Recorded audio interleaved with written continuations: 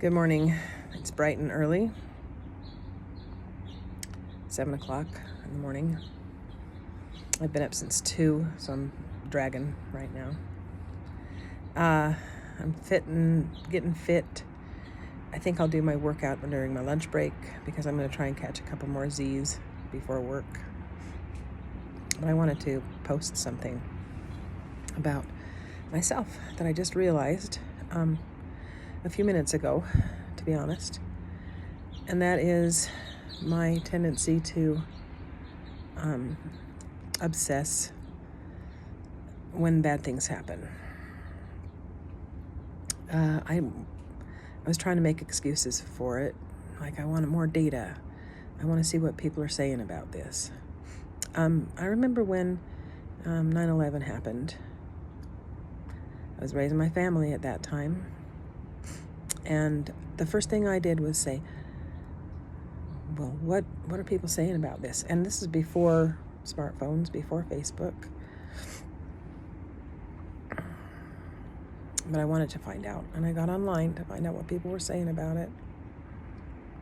When COVID came, I was really scared of COVID at first. And there was a website devoted to posting the death toll every day. And I got on that son of a gun every single day to see what the death toll was for COVID. I was afraid of COVID and I fed the fear. And the reason I woke up at 2 o'clock, was to go to the bathroom. The reason I didn't get back to sleep is because the death of Charlie Kirk was running in my mind. And my sister is a little bit more left-leaning. I tend more right, but I'm very much central. And I posted to my brother and sister, I texted them saying Charlie Kirk had died. And my sister's immediate response was, well, I wonder how he thinks about gun control now. Seriously? Really? And it pissed me off. And I spent some time yesterday ranting about how divisive it is, blah, blah, blah. And when I woke up this morning at 2 a.m., unable to go back to sleep because the assassination of Charlie Kirk happened about 20 minutes south of me in town, south of where I live. And it was alarming. And I paid a little tiny bit of attention to Charlie Kirk. I didn't seek out his videos. I saw his occasional video of a setup on a college campus and talking to people and debating with people, answering questions and asking questions, and he was okay. I liked him better than some political commentary, and I didn't like him as much as some others. But it broke my heart. I started crying as soon as I found out that he had died.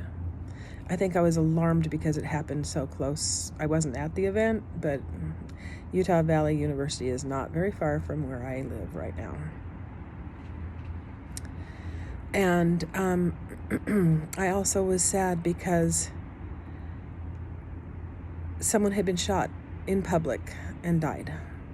I was very alarmed when someone shot at Donald Trump at that rally in Butler, Pennsylvania.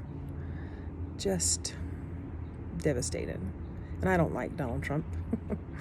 He's not, I think he's doing okay. I think he's doing better than I thought he was going to do. But I wasn't a fan, but the attempt shattered something in me. It really alarmed me and made me feel for him, you know? And Charlie Kirk is dead, so I don't know, but I feel for him.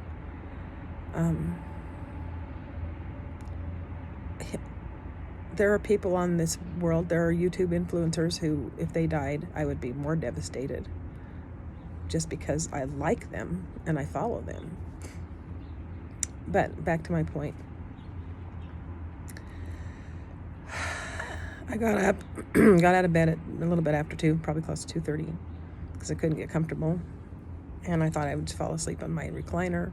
I put on some white noise and my earbuds. Nope. So then I just picked up my phone and started scrolling. What are people saying about Charlie Kirk? What's going on Facebook? What are people posting about Charlie Kirk on Facebook? Which I go to Facebook twice a month nowadays.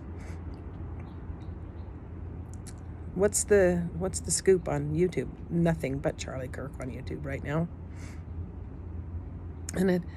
And I found some stuff that was okay. Chase Hughes has a really good video about it. I would advise trying to find it, do a search, or maybe I'll post it as a related video, talking about the divide between left and right isn't what's really dividing America.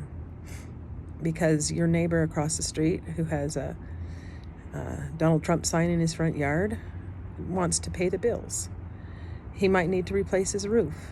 He's wondering if his wife wants to go out on a date tonight. And your neighbor up the street who has a Black Lives Matter sign on her yard. She's trying to feed her kids, and working on paying the mortgage or the rent, and is struggling to keep the bills paid just like everybody else. That's what Chase Hughes talks about in that video. The billionaires up in the headlines don't matter to you, and you don't matter to them. Even if they're trying to do great things in America. And I, again, being central, I see that some of what's happening in America right now is okay. It's good, and it needed to be done. And I see some of what is happening as appalling. So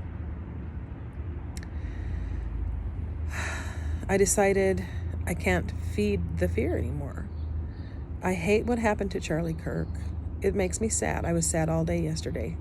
I'll probably be sad about it today, although sleep deprived. It probably describes it better. But I'm not going to go searching. One of the videos that I found yesterday, Joe Rogan had Charlie Sheen on his podcast, and they were talking about a lot of things. And my husband's up. Maybe he's getting up for the day. Charlie Sheen and Joe Rogan talking about stuff. Talking about aliens and JFK assassination and lots of things. That was the video, that was the episode of the podcast that Joe Rogan was filming at the moment that Charlie Kirk was shot. And I was watching it. I had it on yesterday because I wanted to see Joe Rogan's reaction when he found out that Charlie Kirk had been killed. How sad is that? That's not a healthy way to look at. That's not healthy. Let's just put it that way. That is not healthy. And I'm going to stop doing that.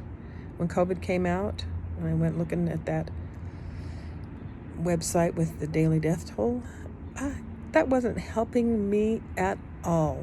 And it didn't make a single spot of difference to the numbers. If I looked at the COVID death toll, was I going to stop it? Was I going to turn it around?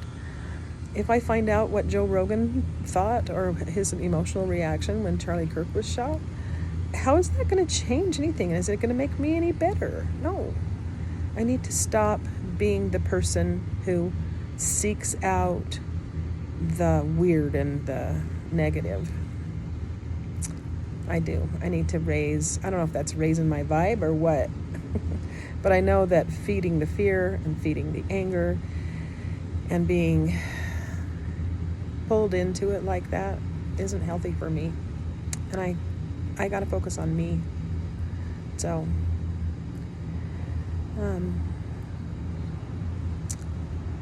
rest in peace, Charlie Kirk. Rest in peace, the Minnesota legislator and her husband who were shot dead in June. Rest in peace, the little children in the Catholic school that were shot by an extremist or a mentally ill person, And then rest in peace, Fat Heidi. Let's get moving. So, anyway, this is a long one, but I'm going to start feeding the wholesome stuff, and I'm not going to feed the fear anymore.